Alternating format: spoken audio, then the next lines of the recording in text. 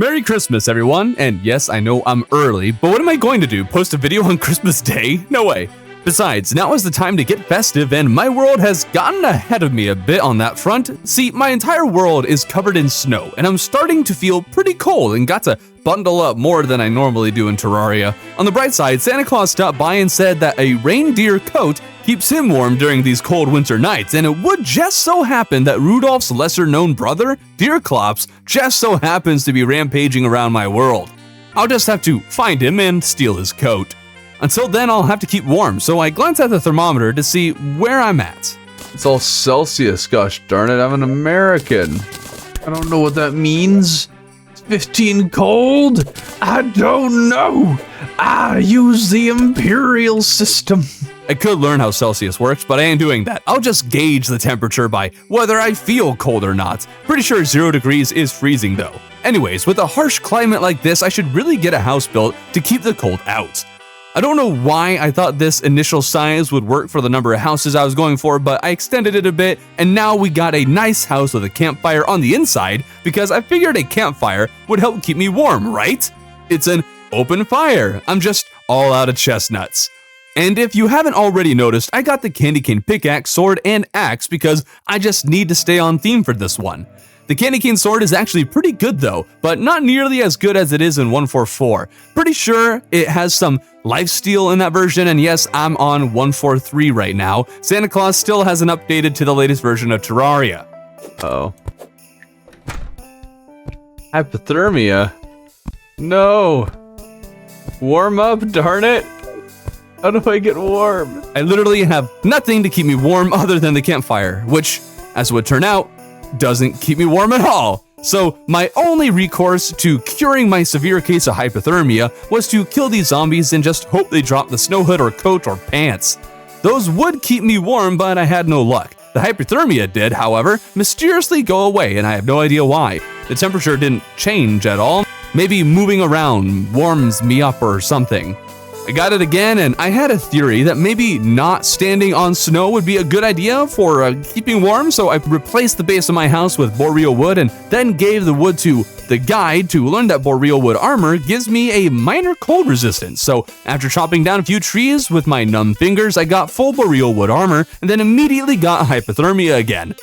Well, that ain't helpful. I did die though, and dying really warms the body up, you know, so I'm good to go.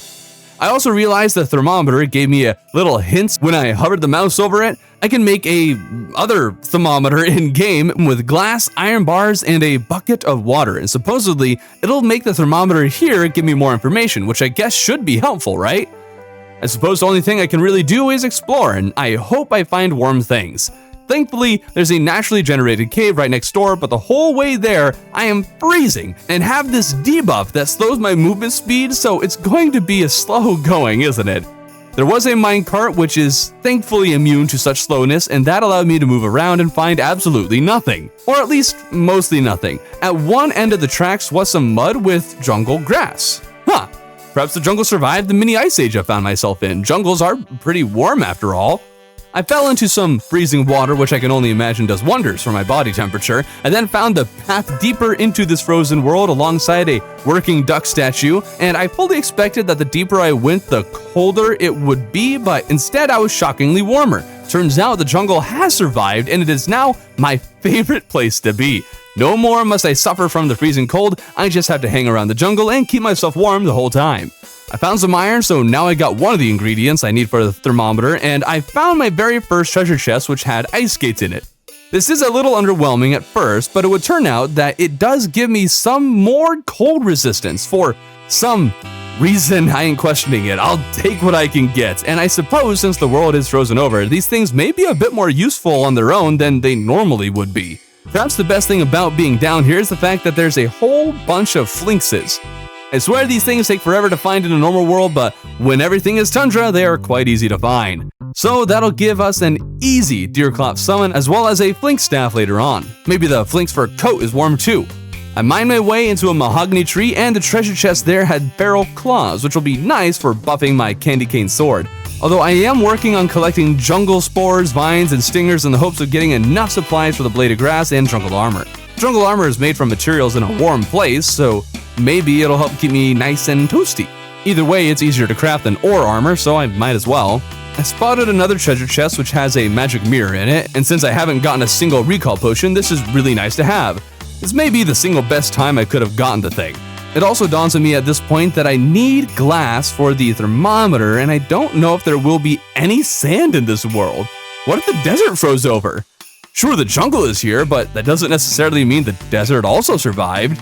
I'm almost to the point of searching for a desert, but first I need to add another room to place my furnace and anvil in. I make a few iron bars in a bucket and then consume a gravitation potion I found. I love flying in the skies early game, but I'm so used to large worlds and how sky islands generate on them. I swear the islands are always pretty close to spawn on large worlds, and about halfway to the right or left you stop running into islands altogether, but after flying most of the way to the left on a small world, I didn't find anything before dying. This is something I've found with several small worlds, that the sky islands are just farther away, perhaps not in a technical sense in actual distance, but just relatively speaking, I guess. Anyways, I had another potion and started flying to the right where I came across a desert and collected some cactus and sand. I am so grateful this is here. I was so worried that there wouldn't be any sand at all on this frozen winter wonderland. Then I came to 2 more sky islands which had a star fury and a shiny red balloon. At last, I got a good weapon. I'll need something better to take down Deerclops and harvest his winter coat, but this'll help me get there. I came to the ocean and I'll usually just jump in and walk to the bottom and loot the chest down there before drowning, but since all water is tundra water, I have the chill debuff and am super slow. Still made it to the chest, but at a cost. At least it brought me back home where I can craft the sand into glass and fill the bucket I made with water and then craft the thermometer. At last, I'll have more information that'll help me navigate the cold. Oh wait. How is any of this information helpful for me? Well, what will be helpful is searching the rest of the skies on the left, where one more sky island gave me fledgling wings. Oh yeah, I forgot 143 had guaranteed wings in these islands and the horseshoes were underground. What a time to be alive that was. Oh, I also searched the ocean over there and got a breathing rod. Yay, breathing rod. Does anybody actually use this thing? Guess now that I have fall immunity and half-decent weapon, I should return to collecting materials for jungle armor and hopefully Hermes boots and a cloud in a bottle.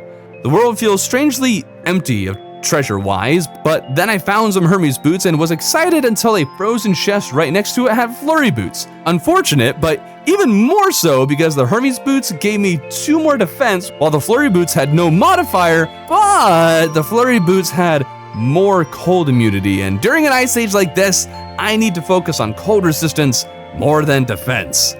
I farmed for a bit, found life crystals, and suddenly remembered that I wasn't even close to full health, so I guess I'll need to find more of those as well. And then I reached the bottom of the jungle and it feels weird. Small worlds, my goodness, it's weird how quickly I can get around to the underworld. I died, but that's okay because I could craft a ruby hook and full jungle armor. Thing is, I just assumed the jungle armor would give me more cold resistance and saw a number like I had seen with the boreal armor, and it didn't occur to me to actually read the whole description, and now that I've crafted it, I actually read the description and realized the mistake I had made. Turns out gold armor is more resistant to the cold than boreal wood because gold is insulating, I guess? And jungle armor doesn't have any cold resistance at all. In fact, it's heat resistant, which isn't helpful in a winter wonderland. Well, time to mine for gold, I guess. At least there's still life crystals and treasure I need to search for anyways. So I collected a bit of gold, found some treasure and life crystals, and if you don't know, the Star Fury is fantastic while exploring underground, but I swear, the Star Projectile isn't nearly as good in 143 as it is in 144. Feels like it's much more likely to be stopped by the blocks above it, and is much harder to use underground. Was that ever changed? The temperature definitely has changed down here, and I've learned something now that I'm over 200 health. Once the hypothermia hit, I lost 20 of my max health until I warmed back up, and even after getting another life crystal, my max health didn't go back up. So at one point, it removed 20 of my health, and at another point, I lost 40 of my max health. Not sure exactly how it works. Perhaps it just won't allow me to drop below 200 max health or something. I opened some of the presents I'd collected and found a red rider. That's neat and all, but I'm about at the point in progression where I want to break some shadow orbs in the hopes that the goblin army spawning so I can find the goblin tinkerer and get that lovely tinkerer's workshop. I searched across the right side of the world for a new cave to explore when I was struck with the hypothermia, and an evil presence started watching me. Well, I suppose I might as well fight the eye. I returned home under the incorrect assumption that I'd warm up, but that did not happen, and the hypothermia got me! I made the most rudimentary arena I had the time to build and was already afflicted with the hypothermia, and that's when the eye decided to spawn. Now I have to fight the Eye of Cthulhu while having next to no invisibility or movement speed. Basically, the one way I could get around is by grappling, and I'm sure some people could probably win this fight with that alone, but I'm not skilled enough and ended up dead. I am pretty lost at this point as to how to stay warm. Maybe armor or accessories are literally the only way to do that, and that's sad. Why can't fire keep me warm, or being inside a NPC housing or something? Have we got no air conditioning or heating in Terraria? Guess I really need that gold armor, so I spent a bit more time underground mining that gold and managed to get full health along with the armor.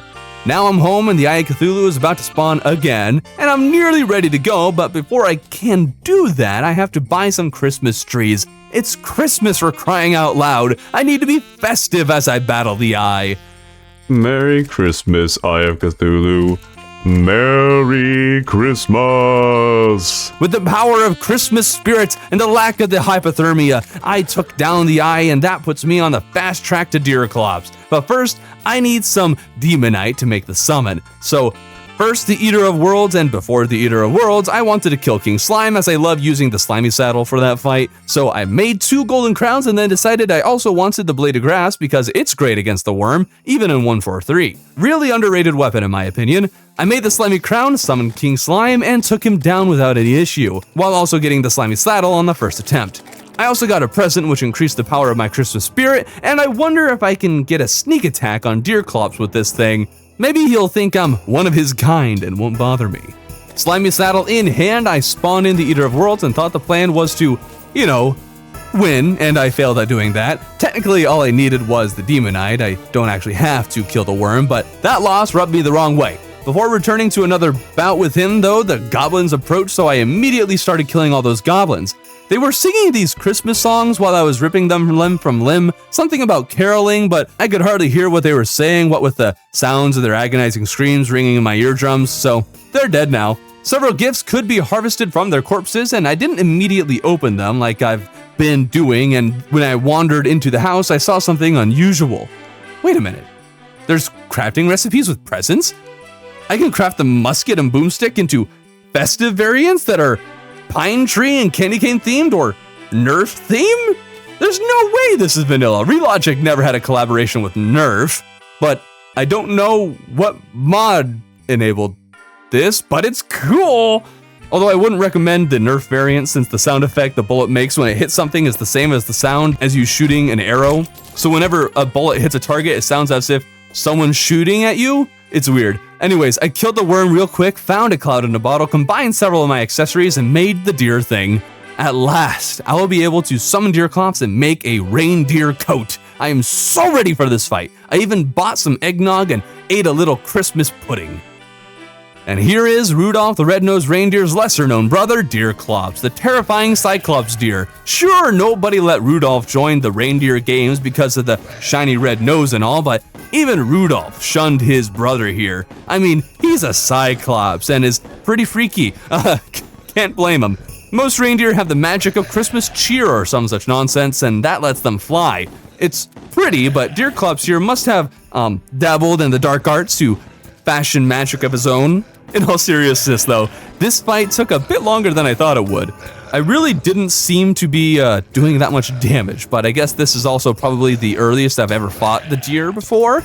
The cold weather was making things really difficult as well. Deerclops is bad enough giving you a slowness debuff, but then it got too cold for me to handle and I was suffering the hypothermia, something fierce, so now I have 2 very slow debuffs that brought my movement speed to basically 0. The Shield of Cthulhu allowed me to dash and the grappling hook moved me around, but that was all I could do to move. Dying reset the temperature, but gosh darn it, the world must be getting colder because I'm getting the hypothermia despite having all kinds of equipment to resist it. All the more reason to kill the Deerclops and make a reindeer coat, and sure enough, I took him down and wore his skull to recover from the winter chills. I did it! And you're probably wondering what the heck is going on with this music. Well, these are all Christmas covers of the Terraria soundtrack I had my friend make, and they're super cool. I linked them in the description if you'd like to give them a listen on your own. Merry Christmas.